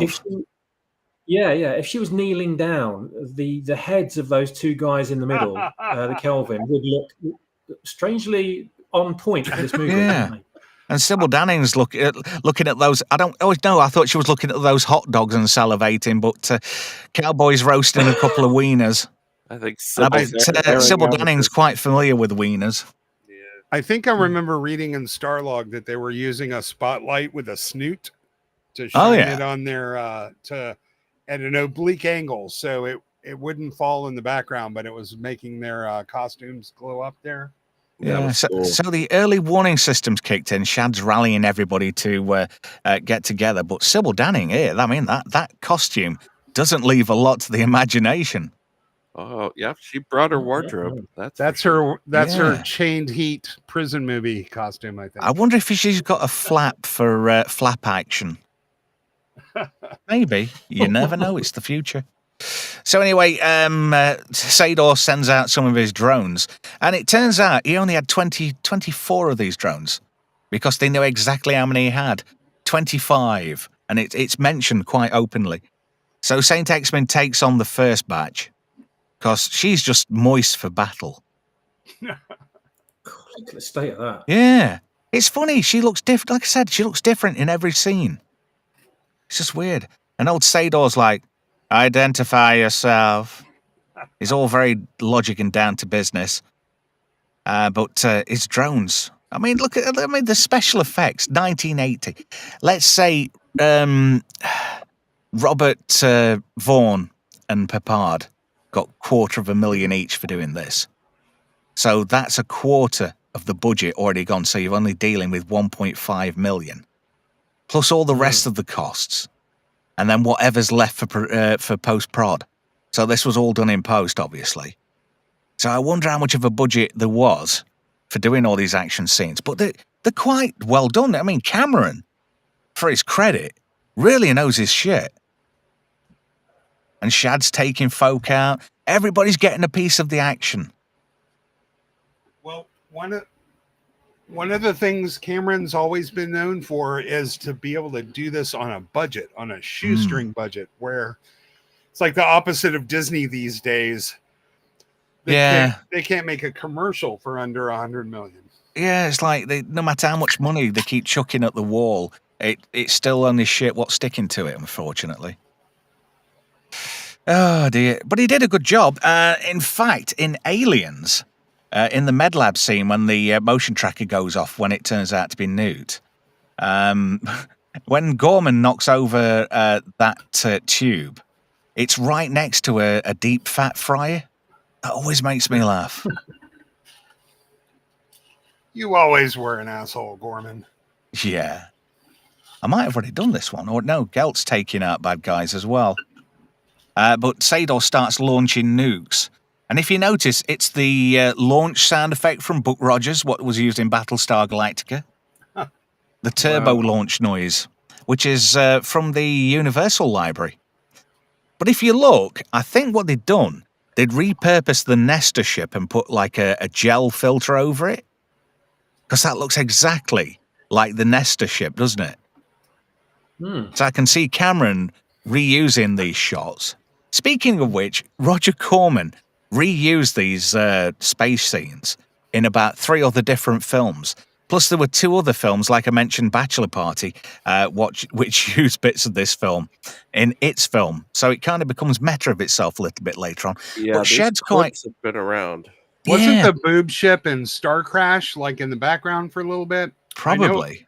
I know it was in Heavy Metal in the ship's graveyard. They Yes. threw a ton of ships. Wow. Yeah, the Enterprise was in there completely smashed as well. Yeah.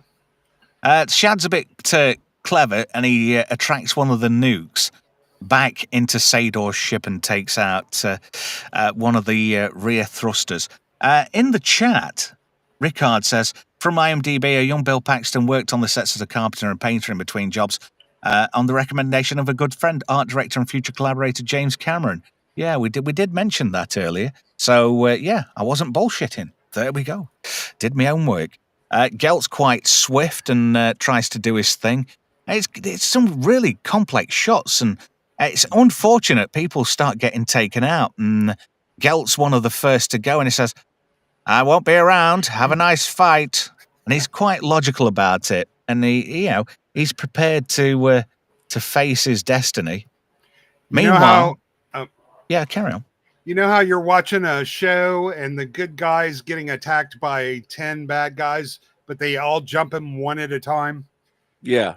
That's sort of my major issue with this movie, is the lack of forming any sort of tactical plan to go. It's just kind of one at a time. They're feeding them ships, where they could have had a really interesting space battle where they coordinated the strengths and weaknesses for each ship. Not I don't think the budget accommodated that. It might have been in the original story concepts and ideas. It might have been in like an early rewrite of the script. But like I say, when you're dealing with, let's say, $1.5 million in real terms, after actors' fees, you've got to look at it in terms of how much money you've got and what you can actually pull off with what's the remainder of the budget. That is a week of Disney catering for a TV show, but yeah, just the craft services. The lack of a motion control camera is what limited them to doing more simple shots and not being able to have them all on the screen at the same time. Well, I don't think they could afford like a John Dykstra type of guy to come in and do exactly. that. You would have had to build one yourself back then. Because if you didn't know, kids, John Dykstra invented motion control. Mm-hmm. And I like this reuse of Buck Rogers sound effects, and very similar to Buck Rogers' phasers. Yeah, or looks lasers. like the pistol. Yes. Yeah. That guy took a shot right in the nuts. But yeah, battle ensues. And I like this. You stab one of these mutants, and he's got paint. He's got paint for blood. But this device here is really nasty. This is the sonic tank. And it starts taking people out, and they've got blood coming out of their ears, really squirting out of their ears. Yes, Swappers? That mutant had the same blood as the forest-dwelling people led by Timothy Dalton. Yes. The tree scorpion. Yeah. It's also the same color as my garbage bags. Nice. It's the same color as Oscar the Grouch's turds. Wow. But the Kelvin take out the sonic tank because they don't have ears. They communicate in heat. But that leaves them a little bit cold. So they get wrapped up and stuck next to a radiator for a couple of days. But all hell's going to break loose. I've got to do an Arnie impression at least once a show. But it goes full on. It goes into a bit of a melee. And even Zed's having a go. He's blind, but he can still, pervert Sybil Danning's arse. And he starts taking people out. Unfortunately, he might come a cropper. Gelt, basically, he's ready to go. He's got to the point. He's realised it's game over, and he sadly passes. and Shad says bury him with a full course meal, because that's what he wanted, a meal and a place to rest. Yep. So there you buried go. him with a full course meal. Yeah. The science fiction concept of a species that communicates by heat, like that's really cool. That's not something you see every day. No, it's Yeah. good stuff. Some, like I say, some really good concepts. Fair enough, it might be low on budget and classed as a B movie, but you can't really call it a B movie because it's in a class of its own. Well, I like that that, Nestor's performed the old clunk click there. Yeah. We've got some low budget seatbelts going on. When Sador says, "Do you have a high tolerance for pain?" Yeah. No, not at all, really. No. It's like he's just so honest. He's childlike, but it's Nestor. It's a shared consciousness. And I forgot that Robin Williams via Jumanji was in this film. Really? Oh, Right in the yeah, center the there. guy in the middle. Kind of looks a little like Yeah. the Baron Munchausen version of Robin Williams there. Yeah. So Sador gets his new arm, but because that arm belongs to the Nestor consciousness, they do like this thing, and they try and kill Sador. Yeah. Well, that's Daco. He's Sador's chief surgeon, and he's like, cut it off, and he cuts his arm off without anesthetic. This and is one of the coolest things when we were seeing this in the movie. Like, remember, we were talking about everything they set up for the whole movie. It's now starting to come out and pay off. Nothing comes out of nowhere. But the idea that they leave him an arm that they can control to try to that was freaking. Well, they purposely left him as bait, didn't they? So they could try and pull that off. Exactly. So that was foreshadowing. And I like this. Nearly every scene, George Peppard's smoking a cigarette. I can't say what we call cigarettes in slang over here because the YouTube algorithm. No, you won't. The YouTube algorithm doesn't like it. But look at Buff Rogers there. That's his name now, Buff Rogers. Yeah. And Sybil Danning's checking out John Boy's ass. She's checking out everybody's. Yeah. She's just a space whore. Yeah, she's a little bit randy there. A little bit randy, yeah. She's made her way around a few Uranuses and black holes, I can tell you. But bad puns aplenty. Do you call them Lucy's in the UK at all? What? A cigarette. No. Yeah, if you buy a single cigarette from like a corner shop, a bodega or whatever, we call them Lucy's. Lucy's. All right. If you can't use that other word, that means a bundle of sticks. Yeah, well, we use the word FAG, which is quite frowned upon according to the algorithm. So I have to elucidate around certain words. More drones are launched, and Shad's having a go now. Sador's getting quite pissed at this point, and he's like, "Make them all burn." He's a bit like a pantomime bad guy, isn't he? He's like the epitome of the bad guy. But he's selling it. Yeah. And so Mr. Stunning here, Cayman of the Lander Zone, he takes a pot shot. And, I can't remember what he said his species name was. And Sador says, "What form are you?" And he says, "Oh, I'm such and such. I thought I had the pleasure of making your species extinct." So, yeah, he's wanting to get a bit of revenge there. Saint X-Men looking quite sexy cheeky there, isn't she? Oh, yeah, we could hold this frame for as long as you like. Yeah, and until there's a happy ending for somebody. But I think she'd definitely give you a dose of space something, whether it be space chlamydia or space AIDS. Worth it. Spacefulness. You beat me there. Yeah, I'm getting the feeling I've already seen these slides. Chlamydia. Cosmic. Oh no, Cosmic. yeah, Chlamydia. Yeah, we'll leave the punnages alone for now.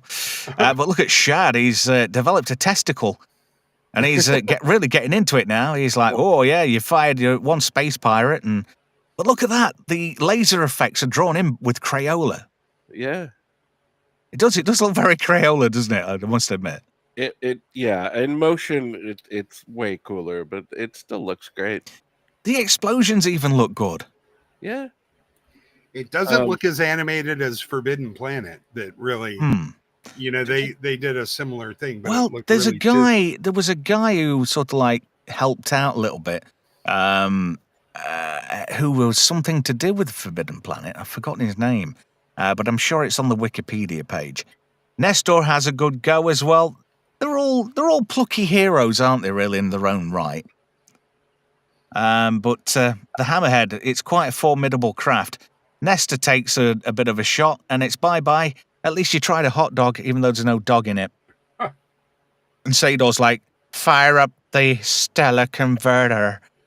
I know he doesn't sound anything like Dr. Evil, but that's just the voice I have in my head. The oscillation overthrust or whatever it is. Just fire You it never up. know. And it doesn't even do that nice little diddle diddle. So they fire up the stellar converter. This is the one chance that these guys have got to take it out, because when the barn doors open and that big space nipple comes out, when it's fully erect and ready to go, that's the only part of the Hammerhead shields that are down.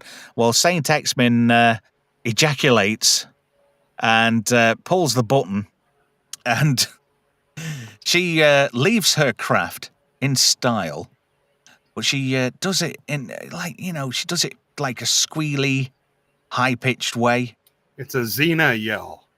She's doing the Xena Warrior Princess. And she ejects and crashes her ship into the stellar converter. And it's toast. And Sador, no matter how much he plays with his plasma balls, he can't get anything going. Even his right-hand man saying, look, you're a bit screwed, mate. That was the big hero move. Without her... Yeah, strong female character, guys. Yeah, this was the Luke Skywalker moment right here. Sword in the Storm says, fire the nipple gun. I like that. And Rickard says, free the nipple. Not Brian says, add a girl. But she's got like a magic crystal. And if she does the do with that, when she's circled with all the bad guys, she could take everybody out. And what was it? Live fast, die young, and something like that. Leave a pretty corpse. Yeah, pretty much. It was die beautifully. Yeah. And that's what John Boy recites there. Shad. But Nanelia, she looks quite sad. And George Peppard, a space cowboy, he takes his shot, but he looks kind of disheveled there. He doesn't really look like the material of Hannibal Smith, does he, at this point? Fair enough, he's a character actor, but... He just got finished hanging out with Marta. You never know. Yeah. He was quite taken with her, wasn't he? You know, even the old guys in this movie look young to me. That I know I'm getting old. Yes, yeah. they do. We're probably older than some of these people at that time in this film. But he's just... I guarantee you will. Yeah, but he's... Space Cowboy, he is the epitome of the reluctant hero. He says, oh, well, let's just get on with it. He's quite happy to meet his fate. But he has to go, come on, you son of a bitches. This is Space Cowboy from the planet Earth. And he gives her his hat before he leaves. Just going back onto that shot, if you were to say, what ship does that look like, if any? Star Fury. No. Oh, the Palomino. Boomerang. Oh, yeah. I mean, I know the Palomino only had like 3 big thrusters at the bottom, but that reminds me of the bit where they've started falling into the black hole and they try and get back to the Cygnus. You know, when Vincent goes out and makes that makeshift repair. Yeah, I could see it. Yeah, but Space Cowboy, he's kind of enjoying it. He knows he hasn't got much of a chance, but he's going to give it one hell of a shot, and that's what he does. He starts taking out you mutant sons of bitches. You got no Gunstar vibes at all from that last when you asked what ship it looked like? No, not really. I mean, Star Fury, yes. I kind of get that vibe. But to me, it just looked like, the Palomino when it gets in that perfect position to get away from the black hole. Do you know what? I can only see it now, but George Peppard really reminds me of Doug McClure. And let me go back a slide. Yeah. Hi, I'm George Peppard.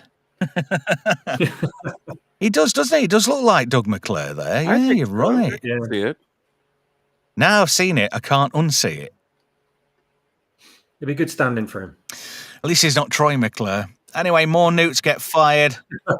Sadly, Cowboy's not got the fastest of ships because it's just a cargo hauler. And then he gets taken out, and he just starts spinning into the atmosphere of Ikea, starts playing his harmonica, and he just accepts his fate. Mm-hmm. And he's dead. Oh, he might have walked away from that. Yeah. You know, He was done. Could have ejected. if he had a done. seatbelt. See, you should always wear a seatbelt, kids. And this makes me laugh. He goes, Cayman goes, Lazuli, and starts firing away. I don't know. I think the Raptor would be a good name for that ship, considering he's a lizard. But it's all good stuff. You know, I don't care what people say. This is actually quite a good film. It's very charming, and it's not just nostalgia for me. It really it holds up, and it's unapologetic. It is what it is, and it does it very well. How would you have coped well if there was a smoking ghost when you went to see this, Atom? Well, there was one in the theater when I saw it. I'm just saying, might have started smoking too early. Yeah. You remember when you could go to the cinema and actually smoke in a cinema? Yes. Oh, the ashtrays in the Yeah. arms of the. Can you imagine that now? It's so frowned upon. I remember going Oh, yeah. to New Orleans for a convention, and they had ashtrays inside of the elevators of the hotel. Yeah. You could smoke Wow. in the elevator car. Yeah. I remember when I went to see Total Recall in 1990, and I smoked all the way through that like a chimney because I was just enjoying myself. And then everybody's attention got took away to the left-hand side of the theatre. There was a young guy and a girl getting quite overly active. Hmm. And the usher came and chucked them out. And one of his mates shouted, "Go on, Aid, give her a fingerful from me." I always remember that. They were still smoking in the movie theaters in India in the early 2000s, and everybody smoked. You could look up and see half of the movie projected just in the cloud of smoke in midair. It was like Them were the days. It was original 3D. See, this is all missing from the streaming experience, isn't it, these days? Yeah. No, I smoke through streaming as well. I sadly have to vape through streaming these days, which is, I don't know. I miss having a cigarette, but I can't actually smoke for health reasons now, No, I hear you. which is crap. Major heart surgery will do that to you, but never mind. Cayman, he's the next, and he gets turned into grilled lizard. He gets spit roast by Sador. And then Shad says to Nell, it's up to us now. We're pretty much the only ones left. And they start taking out these nukes. And there's our cover photo right there. Yeah, and they're taking out these nukes left, right, and centre. There's some good effects here. Yeah. For the era. But sadly, one goes off near Nell, and she gets a little bit fried. That torque bar, if Shad had tightened it up instead of trying to get it on with Nanelia, things might have not gone pear-shaped. It's funny how his grip is on like a Luxo lamp arm. Yeah, it is. Yeah. This was real edge of your seat stuff in the movies too. Man. Yeah. This was all of this happens, very well paced. So It is very, very well paced. So Nell's a bit worse for wear. She's starting to lose her memory circuits. And Nell's pretty much dead in the water. And she's like going, Zed, is that you? And she's just totally like lost the plot at this point. And Sador, look at him. He's so happy with himself, that guy. He's so up his own ass at this point. You never work a day in your life if you love what you do. Yeah. And, if you're an evil prick like Sador and you're just like wiping species out of the galaxies, then, he's got it on his resume. He's got it all, really. He's got a stellar converter. He's got a big ship. He's got a bunch of mutants. What more could you ask for? A 6-demon bag? Crikey. That's a different film. So Nell gets caught up in a tractor beam.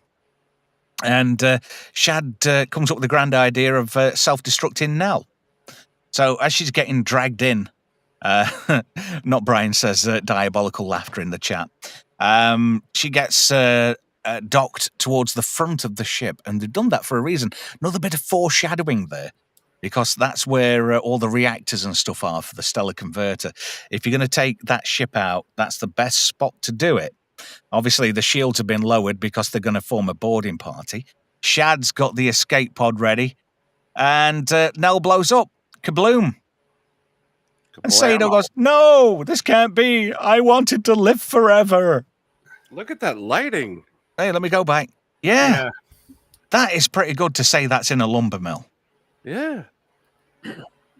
I wonder if there's a table. They're table saws, aren't they, at the back, really? They're just redressed. Well, you can't drop the day job just because you're making a movie. But I like how those guards just stood around like, yeah, stuff's blowing up. Okay, never mind. But Sador, he's so misunderstood. He just wanted to live forever, bless him. So that escape pod starts drifting down to Ikea. And instead of, like, just getting it on and being grateful of being alive, they just have this pathetic hug. Like, hold me. Instead of, we've just come out of that. We've just been through the meat grinder. Screw this. Come here. And he, he makes her have it. She'd be pregnant by the time we hit the ground if that was me. Yeah. If that was James Bond, there'd be all sorts of shenanigans. My God, what's Bond doing? I think he's attempting re-entry, sir. Just keeping up the British yeah. Let's have a bit of a roundup in the chat, shall we? Let's see. This is quite a good one. Franco Walker says, Istophobos, you, sir. There's a lot of obscure films that have passed by me, and it's true that. What is this? Ricard says, this and The Last Starfighter are in the same category. Well, in 2 weeks, or is it 3 weeks we're doing... let me just... I haven't got my spreadsheet up. Just bear with me 1 second, guys, while I just go in and check the diary for just great movies. Guess the Avatar to wait around with. I'm okay with that. Last Starfighter, 8th of July. And so far, there's Emperor J. Goodwin on the panel. There's also you, Istophobos. You're up for that too. So there is a seat available. If anybody wants to come on board and join the crew, you're more than welcome to. Oh my God. Trust you, Z3PO, everybody's favourite bum battle droids here. He's getting the bum games, that's for sure. It's true. That's not a restraining bolt, folks. No, it's not. And one cheeky person, Atom Gray, beamy. I like that. That's good. Also, Atom also quite rightly points out this movie's free on ScrewTube. It is. And Franco did post a link to it a couple of days ago. Franco is the best. He is. He's a good lad. He's one of our top wrenchers here at the Trev Retro channel. And Istophobos, if that was a modern-day reboot of Battle Beyond the Stars, I sure as shit hope that's Saint X-Men. That's Deja Thoris from John Carter on Mars, but... Oh, my God. Oh. It could work. It could work. I forgot her name. Something Collins. She was married to Stephen Strait. What was her name who played the Princess of Mars in John Carter? Yeah, she was Wolverine's wife in Wolverine's Origins. She was quite tasty at one time, wasn't she? Yeah, doesn't she have a Indian name? It's something Collins. I can't for the life of me remember what it is. Quite embarrassing, really. Right, just have a bit of a roundup. Atom Gray, final thoughts on Battle Beyond the Stars, sir? It never disappoints. And even if I hadn't seen this as a kid, I would still be watching the heck out of this. Amazing work done on a very tight budget. I'm a huge Roger Corman fan, regardless. And so many talented people have come out of the Corman school. They have. It's... I don't know. I'm a big fan, and I really enjoy it every time I rewatch it. And I got nothing bad to say about it. So, B movie or a just great movie? Yes, I agree. Swappers, your final thoughts on this movie? It's a just great B movie. Yeah, I think. I'd go with that. It's not obviously it's not up there with the top tier like Star Wars, but it doesn't really need to be. It does its job. It was a one-off movie. It was great entertainment for what it was. And as a kid, it's one of those movies you just absolutely love. You can see it as separate from a big franchise event like Star Wars and whatever else like that. But it was just a bit of a rollicking, a bit of derivative, obviously, of the Magnificent Seven or whatever. But it was original enough to stand on its own and be memorable. I mean, for us to all remember this like so many decades later, and remember it with reverence as well, for all its cheesiness and low budget, effects and whatever, and still think of it with I wouldn't say rose tinted specs, but with reverence. Then I think it says something about the quality of it and how well it's still kind of held its own, really, and still you can still watch it now and enjoy it completely, even with all of the fantastic effects of all the movies we've had for God knows how long.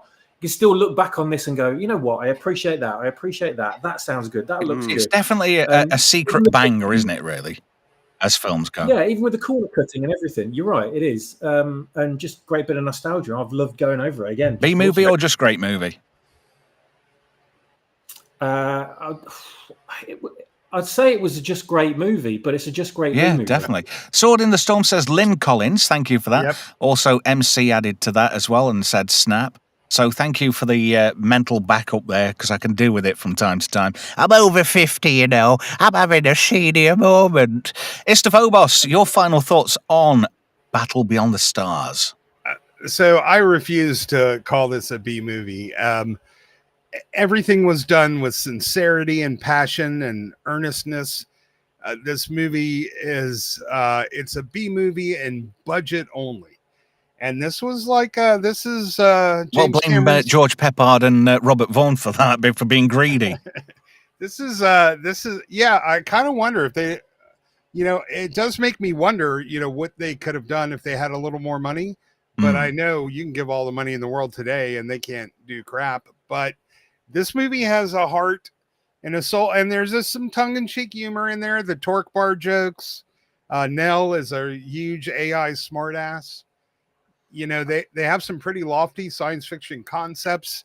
Yeah, crystal-based energy. Fusions. If you're a real fan of sci-fi, you can see the DNA from this movie come out of a lot of things. And I saw Nibo Zoivet a long time ago. This is a very genuine attempt to making something special based on the Seven Samurai. I just want to say, if we're going by the real definition of a B movie, this isn't a B movie. This is a feature film. This is not something that was shown after the feature in the theater on a double bill or something like that. This was the headliner, and I think it holds up. That's a good point. And for me, a B movie is something that shows up on B-sides, and I don't see Adam ever pulling this one in. So. Yeah. Well, I think there's a broad definition to B movies, because you've got your original slew of what we call B movies, and then you've got your modern day B movies. Stuff where you've got film actors like Tim Thomerson in a lot of stuff, those kind of movies. MC says Magnificent Seven was a remake of Seven Samurai, as was Rebel Moon, which is a remake of Battle Beyond the Stars. Yeah, we did touch on that. Apparently, and I don't know how true this is, Gord King says he's scripting, but stopping by to say yo and congrats on hitting 800 subs. Have we? Oh, congratulations. Wow, I am impressed. Thank you. Thank you to everybody what subs to the channel. I really do appreciate it. Also, I am going to badger you with this. I don't like doing it. But if you want to support the channel, visit our site over at Ko-Fi, and everyone who helps will receive a producer credit at the end of the show, just like Paul Dickinson's going to receive one at the end of the show today. So I want to say thank you to Istophobos, Atom Gray, and also Swap Shop for stopping by. Swappers, mate, this one was for you. Cheers, appreciate it. It's been a long time coming. And Atom, do you want to give B-sides a bit of a pluggage? Oh, I feel like you've been plugging me for a while, Trev. No, what happens between you and Z3PO stays between you and Z3PO. Thank you very much. We have a ton of stuff going on this month.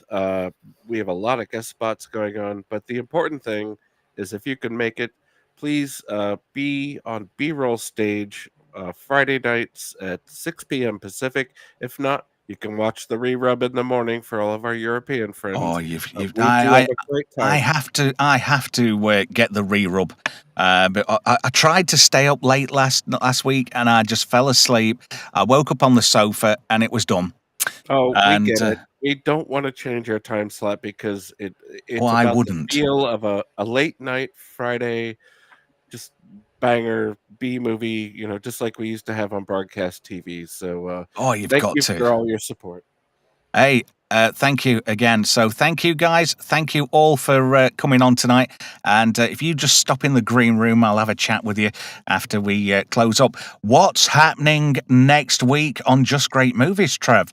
Well, I'll tell you what. I'll tell you. John Carpenter's most underrated film, They Live. Starring Hot Rod Roddy Piper and Keith David, this film's almost become a manifesto for the 21st century. Hit like and subscribe and ring that bell.